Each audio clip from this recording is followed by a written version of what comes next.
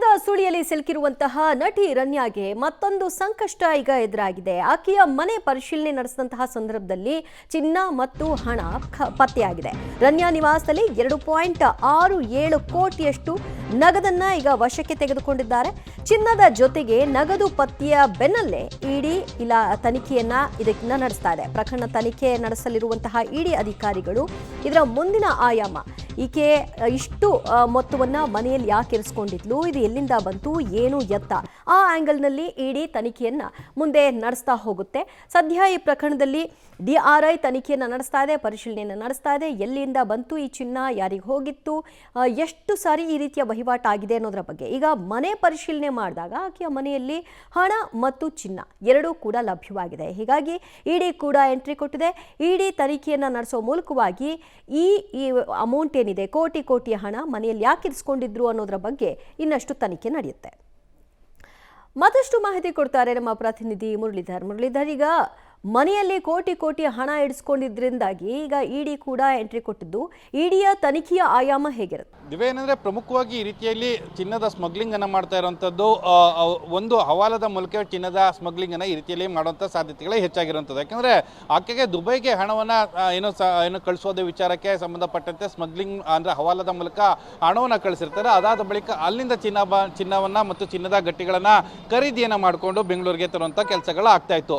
ಅದರ ಜೊತೆಗೆ ಏನು ರನ್ಯಾ ಅವರ ಮನೆಯ ಮೇಲೆ ದಾಳಿ ಮಾಡ್ತಾ ಸಂದರ್ಭದಲ್ಲಿ 2.67 ಕೋಟಿಯಷ್ಟು ನಗದು ಹಣವನ್ನು ತಮ್ಮ ವಶಕ್ಕೆ ಪಡ್ಕೊಂಡಿದ್ದಾರೆ. ಅದು ಕೂಡ ಕ್ಯಾಶ್ನಲ್ಲಿ ಇರುವಂಥದ್ದು, ಅಂದರೆ ನಗದು ಆಗಿರೋ ಹಿನ್ನೆಲೆಯಲ್ಲಿ ಇದೊಂದು ಹವಾಲದ ಟ್ರಾನ್ಸಾಕ್ಷನ್. ಅದಕ್ಕೆ ಯಾವುದೇ ರೀತಿಯ ಏನು ಪುರಾವೆಗಳಿರ್ಬೋದು, ದಾಖಲೆಗಳು ಈಗ ಸದ್ಯಕ್ಕೆ DRI ಅಧಿಕಾರಿಗಳಿಗೆ ಸಿಕ್ಕಿಲ್ಲ.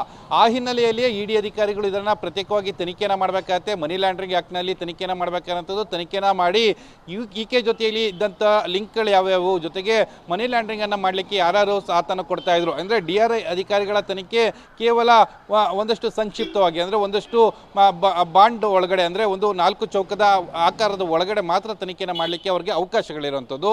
ಆದರೆ ಇಡಿ ಹವಾಲಾದ ಟ್ರಾನ್ಸಾಕ್ಷನ್ ಅಂದರೆ ಮನಿ ಲ್ಯಾಂಡ್ರಿಂಗ್ ಆ್ಯಕ್ಟನ್ನು ಹಾಕ್ಕೊಂಡು ತನಿಖೆಯನ್ನು ಮಾಡೋ ಸಂದರ್ಭದಲ್ಲಿ ಅದು ವಿಸ್ತೃತವಾಗಿ ತನಿಖೆಯನ್ನು ಮಾಡಲಿಕ್ಕೆ ಅವಕಾಶಗಳಿದ್ದಾವೆ. ಆ ಹಿನ್ನೆಲೆಯಲ್ಲಿ ಇಡಿ ಕೂಡ ಈಗಾಗಲೇ ಪ್ರತ್ಯೇಕವಾಗಿ ತನಿಖೆಯನ್ನು ಪ್ರಾರಂಭವನ್ನು ಮಾಡಿರುವಂಥದ್ದು. ದಿವ್ಯಾ, ಓಕೆ, ಈಗ ಮನೆಯ ಪರಿಶೀಲನೆ ವೇಳೆಯಲ್ಲಿ ಎಷ್ಟು ಚಿನ್ನ ಇತ್ತು ಅನ್ನೋದ್ರ ಬಗ್ಗೆ ಖಾತ್ರಿ ಆಗಿದೆ ಮುರಳಿ?